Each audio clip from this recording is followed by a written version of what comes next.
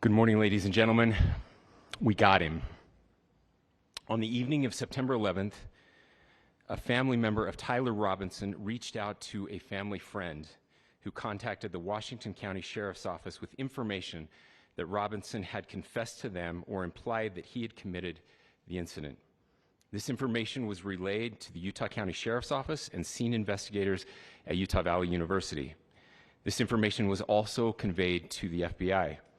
Investigators reviewed additional video footage from UVU surveillance and identified Robinson arriving on UVU campus in a gray Dodge Challenger at approximately 8:29 a.m.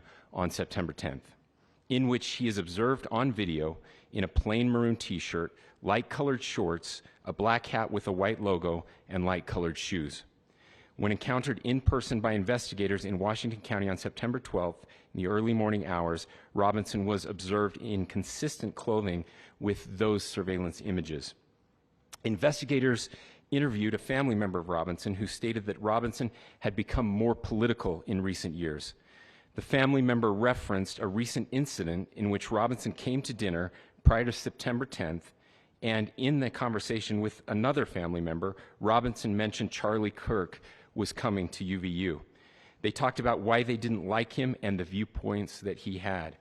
The family member also stated Kirk was full of hate and spreading hate. The family member also confirmed Robinson had a gray Dodge Challenger. Investigators identified an individual as the roommate of Robinson. Investigators interviewed that roommate, who stated that his roommate, referring to Robinson, made a joke on Discord. Investigators asked if he would show them the messages on Discord.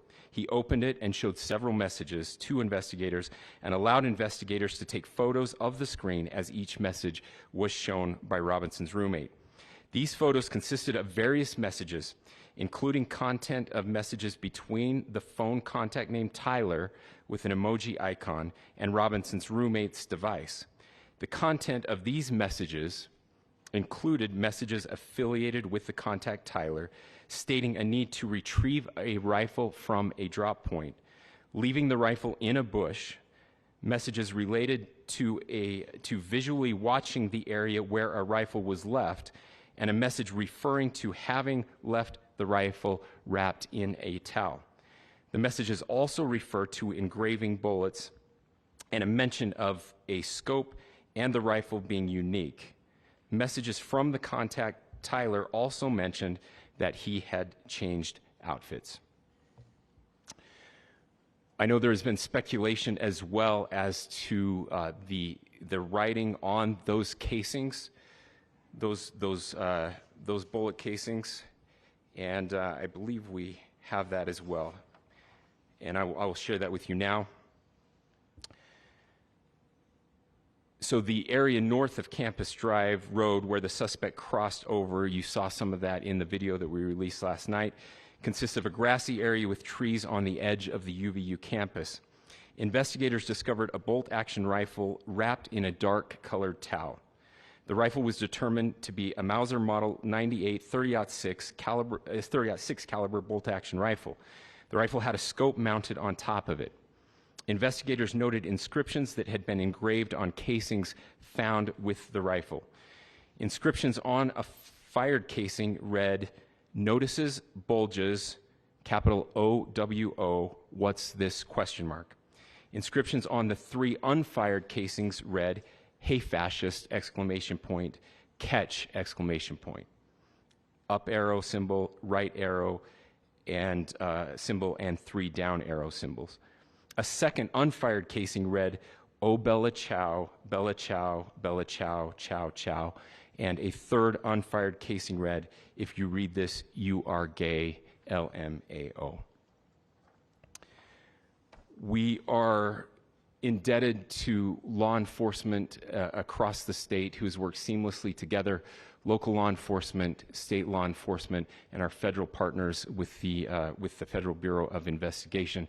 We're grateful for everyone who worked together in such a short amount of time to find this person and to bring justice. I want to thank the public who has been so engaged, reviewing videos, helping us with sending in tips, and helping us get to this point. I want to thank the family members of Tyler Robinson who did the right thing in this case and were able to bring him into to law enforcement as well. I especially want to thank the family of Charlie Kirk, Erica, Charlie's parents, his children.